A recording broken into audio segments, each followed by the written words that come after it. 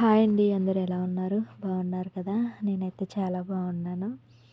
ఏంటి శైలు ఇంత హ్యాపీగా ఉన్నావు అని అనుకుంటున్నారా? రీజన్ అదే అండి.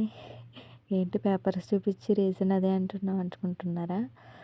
ఇంకా ఈరోజు నాకు శాలరీ ఇచ్చింది మా మేడం. 23కి ఇచ్చేస్తారు. కానీ ఈరోజు ఇచ్చింది మా మేడం శాలరీ. లిటరల్లీ నాకు శాలరీ ఇచ్చిన ప్రతిసారి నేనేదో కోట్లు సంపాదించేసినంత ఫీల్ అయిపోతాను. అది ఎందుకు ఏంటి అన్నది కూడా నాకే తెలీదు. నేను ఇంతకుముందు ఈవెన్ నాకు ఏ పని కూడా రాదో నేను ఎక్కడికెళ్ళి ఎప్పుడు కష్టపడలేదు.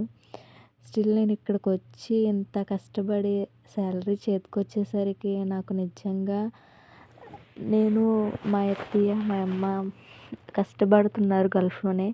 నాకు వాళ్ళ వాల్యూ తెలుసుకోలేకపోయాను. నేను ఇక్కడికొచ్చాక నిజంగా నాకు చాలా అనిపిస్తది.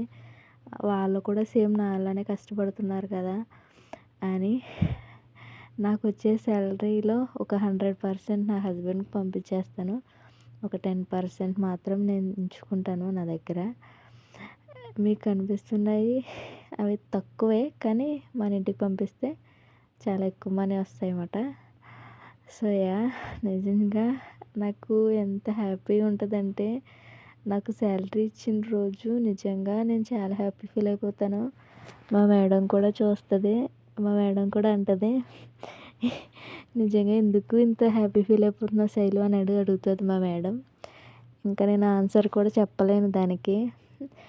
ఇంకా మా మేడం మాకు శాలరీ ఇచ్చిన రోజే మాకు కావాల్సిన ఐటమ్స్ మొత్తం ఇచ్చేస్తుంది. ఇంకా మా మేడం చాలా మంచిది. మీకు ఆల్రెడీ చెప్పాను కదా. ఇంకా మా మేడం నాకు ఇంకొక 2 మంత్స్‌లో శాలరీ కూడా పెంచుతానన్నది. సో నిజంగా శాలరీ పెంచితే నాకు ఎంత శాలరీ వస్తుంది ఏంటి అన్నది కంపల్సరీ నేను లాంగ్ వీడియో తీసి పెడతాను.